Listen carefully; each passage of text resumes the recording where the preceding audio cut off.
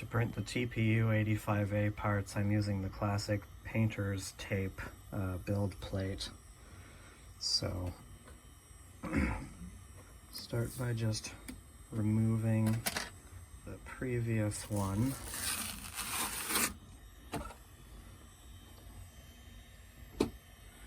And flatten down any tape where it peeled up.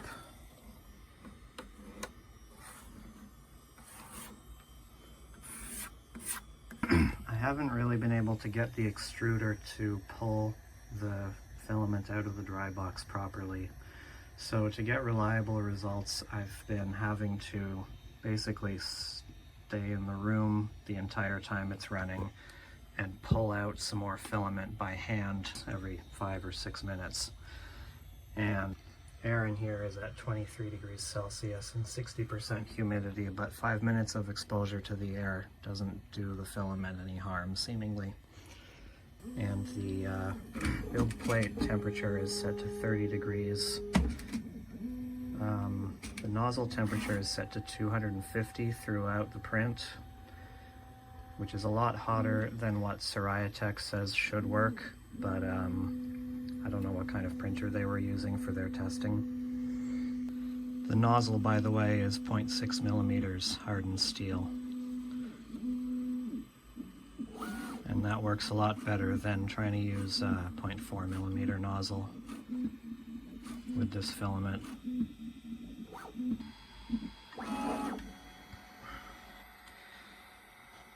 Now it's going to do the bottom layer.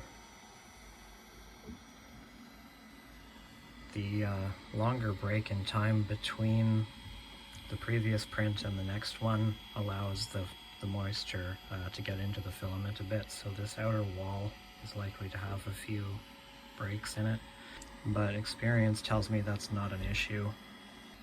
Also going to put it on sport speed for the first layer, and then turn it up to ludicrous speed once the second layer starts. Of course, you're not going to have exactly the same material profile that I have, because MakerWorld doesn't let you upload customized material profiles. So you're inevitably going to have to do a bit of your own tuning of the parameters to get good results with TPU 85A, which can be a frustrating filament to use. But as I mentioned, I've been pulling the filament manually off the spool a few minutes worth at a time, and that has eliminated all problems that I ever had with this filament, possibly combined with the Capricorn tubing, because most of the problems that I've ever seen with this material have to do with the spool holder pulling back on the filament because there's too much friction, and when the drive gear pulls on the filament, it just tensions it instead of unspooling it. This way there's an absolute minimum of tension.